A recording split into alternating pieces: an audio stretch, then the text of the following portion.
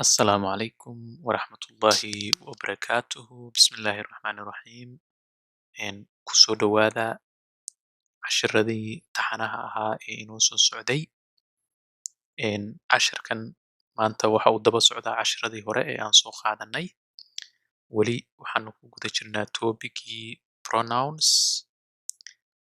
pronouns waxaanu niri waxa weeye magacuyaal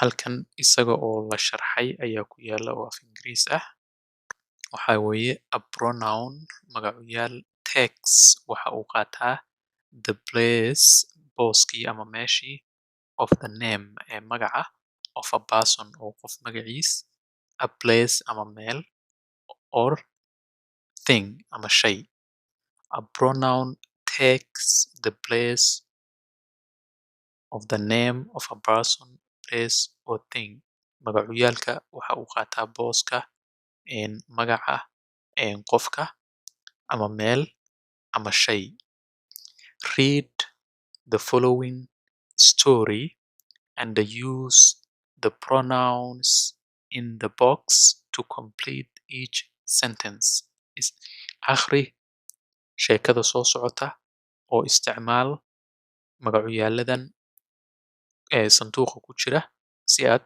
jumlada u dhamaystirto read waa akhri the following waa soo socda story waa sheeko use waa isticmaal pronouns waa magacuyaalo in the box ee sanduuqa ku jira complete waa dhamaystirid ama to complete haddii la yidhaahdo si loogu dhamaystiro ama ku dhamaystir each waa mid kasta sentence waa jumlad ama hadal dhamaystiran oo isla socda oo macno samaynaya he she they it he waa isaga she waa iyada they waa iyaga it waa xayawaanka ama waxyaabaha aan nafta lahayn he waa isaga she waa iyada they waa iyaga it waa wax xayawaan ama shay aan naf lahayn ama aan waxaan aqli lahayn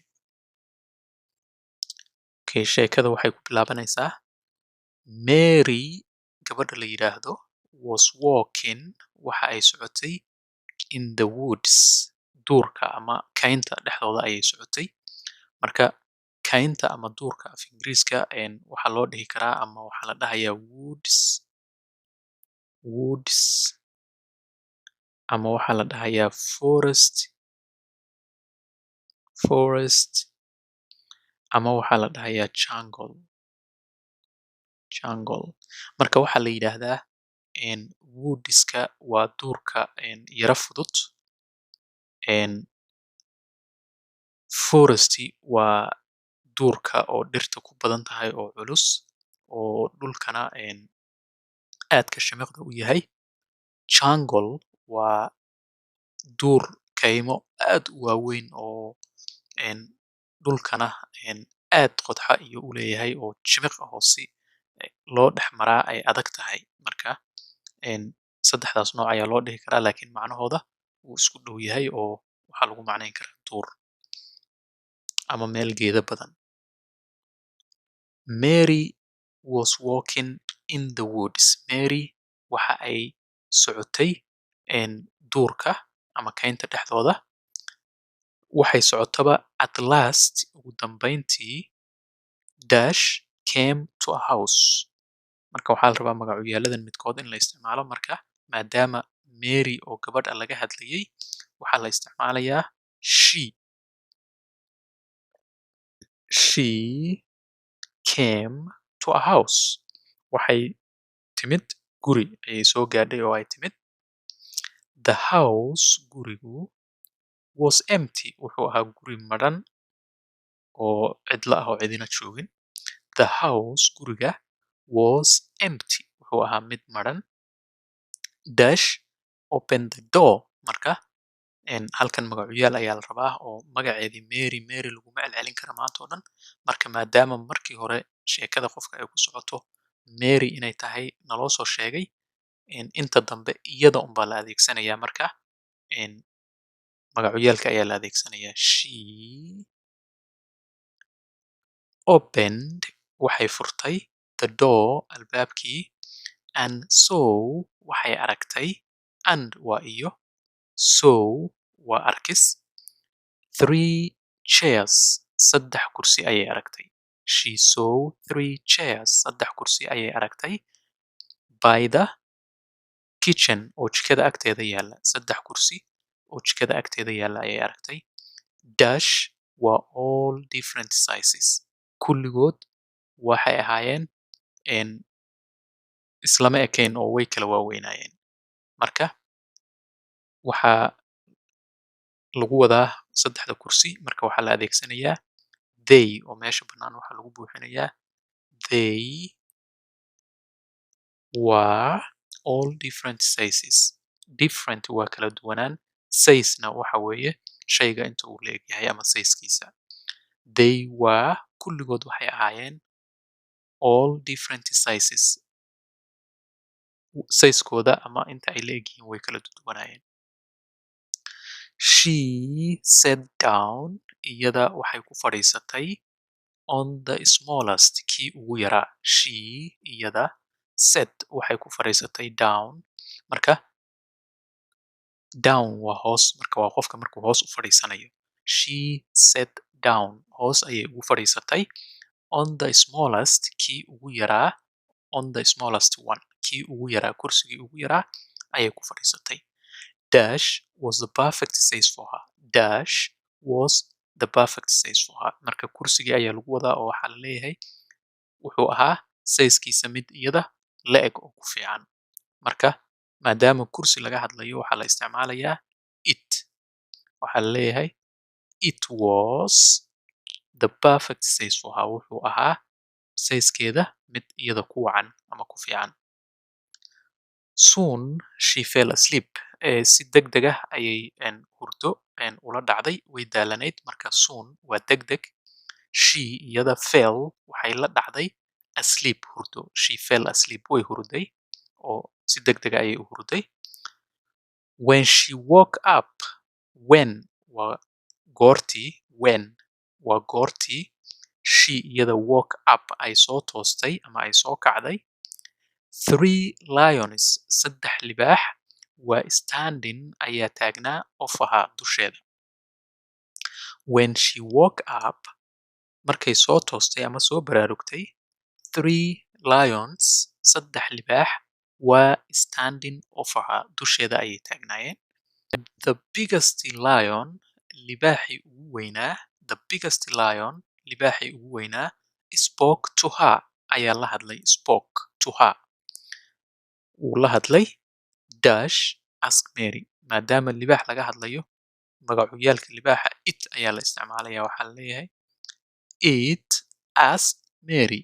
Mary ayuu weydiiyey libaaxii oo uu ku yidhi would you like ma jeclaan lahayd to stay for dinner caawa cashada inaad joogto.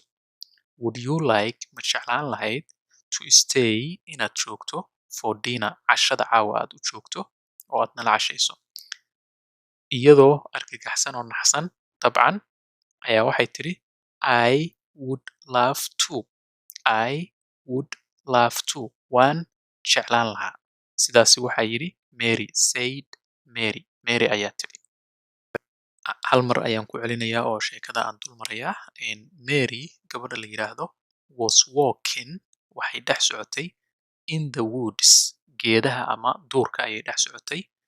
At last ugu dambeyntii she came to a house waxa ay timid guri. The house gurigu was empty wuxuu ahaa mid madhan. She opened the door albaabkii ayay furtay and saw 3 chairs waxayna aragtay saddex kursi by the kitchen oo jikada ag yaalla. They were all different sizes. Kulligood waxay ahaayeen sizes kala duwan ama islama aysan ekayn oo way kala yaryaraayeen. She sat down waxa ay ku fadhiisatay on the smallest one. Kii ugu yaraa ayay ku fadhiisatay. It was the perfect size for her. Wuxuu ahaa mid size iyada ku wacan oo ku wanaagsan. Soon si dhaqso leh she fell asleep. Way hurdo ayay la dhacday oo way hurday. When she woke up, markii ay soo toostay, 3 lions, 3 libaax, were standing over her, ayaa dusheeda taagnaa. The biggest lion, libaaxii ugu weynaa, spoke to her, ayaa la hadlay iyada. It asked Mary ayuu weydiiyey oo wuxuu ku yidhi, would you like, ma jeclaan lahayd, to stay for dinner, inaad casho u joogto? I would love to, waan jeclaan lahaa, said Mary ayaa tiri. Hal maroo kale ayaan ku celinayaa. Mary, gabadha la yidhaahdo Mary, was walking, waxa ay socotay, in the woods, kaymaha ama duurka dhexdooda ayay socotay. At last, ugu dambayntii, she came to a house, waxa ay timid oo ay soo gaadhay guri. The house, gurigu, was empty, wuxuu ahaa mid madhan. She opened the door, albaabkii ayay furtay. And so, waxayna aragtay 3 chairs, 3 kursi, by the, oo ag yaalla, kitchen, jikada.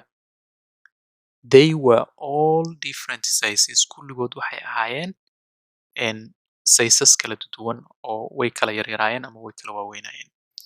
She sat down, way ku fadhiisatay, on the smallest one, kii ugu yaraa bay ku fadhiisatay. It was, wuxuu ahaa, the perfect size ku wacan for her, iyada. It was the perfect size for her, wuxuu ahaa sizekiisa mid iyada ku wacan. Soon she fell asleep, si degdeg ah ayay hurdo ula dhacday. Soon, si degdeg ah, she fell asleep, hurdo ayay la dhacday oo way hurday.